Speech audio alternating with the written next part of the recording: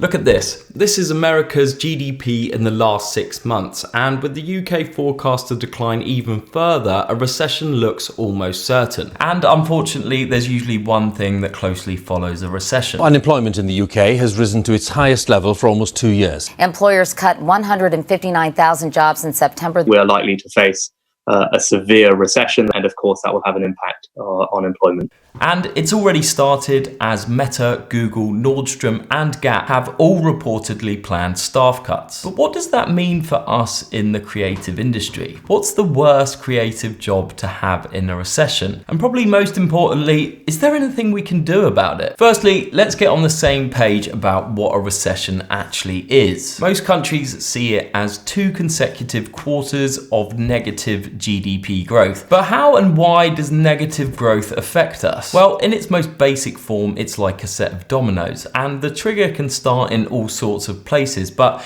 let's start here with the banks. In a recession, banks make it harder to borrow. This could be for a mortgage or getting a loan. That means investment slow, so people stop putting money into businesses. That then, of course, has an effect on GDP as less goods and services are made. So people end up buying less things, or those goods and services become more expensive. That then obviously means businesses make less money and may not be able to pay people properly, or they could lose their jobs. So as you can see, one thing knocks into another and then can affect the whole economy. But who it affects is not completely equal. The majority of creatives can be put into 2 camps. There's advertising and marketing, and then entertainment, film, TV, etc. Let's start with entertainment. We can already see some companies cutting back. NBC Universal is cutting back $1 billion off next year's budget. Paramount Pictures is shrinking from 25 movies to 20. But if we look at what happened in the last major recession, obviously excluding COVID,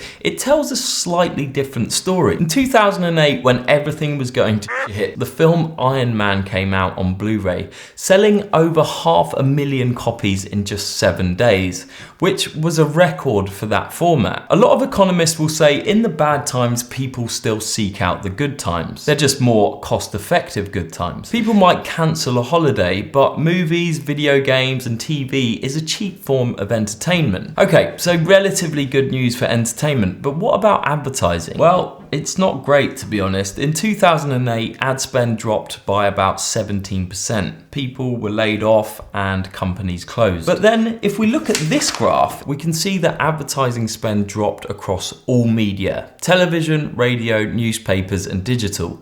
Although newspapers didn't recover well at all, and digital just saw a small bump. Lots of people would say traditional print media was already on the way out, but this certainly got accelerated by the recession. So what type of media you work in could affect you, but also what industries you advertise for. On one side, we have the more recession-proof companies that usually make essential products and services. So this could be healthcare, pharmaceutical, groceries.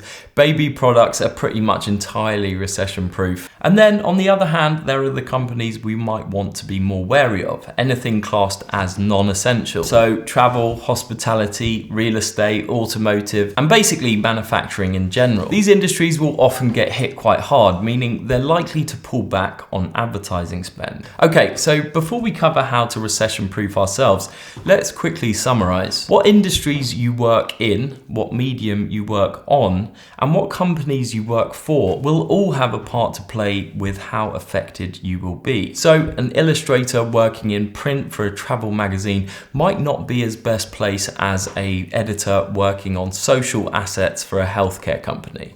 Okay, so that's the doom and gloom over with. Let's start thinking a bit more positively about how we can tackle these problems. This first idea is mainly for people just starting out, but when everyone's telling you to find your niche or find your niche or however you want to say it, that might not be the best practice in a recession. An editor who can do some motion graphics or a motion designer who can do some illustration is much more appealing than getting multiple people in to do one job. So keep learning new skills, which is kind of a given for any creative. Being as streamlined as possible with your outgoings. Personally, I always have far too many subscriptions going, so cutting back there is a good place to start. Taking a deposit is probably even more crucial in in this time. Cancellations happen much more often in a downturn. So giving yourself some security is no bad thing. And on the more hopeful side, a little word to my freelance folk. If you've been out working the last few years, especially through the pandemic, then you must be already a pretty good marketer, accountant, office manager, as well as actually doing your job. Freelancers can be unbelievably agile in difficult times. But if you still think you might be making some mistakes as a freelancer, I made a very silly video on the most obvious mistake freelancers make. Oh, check that out here.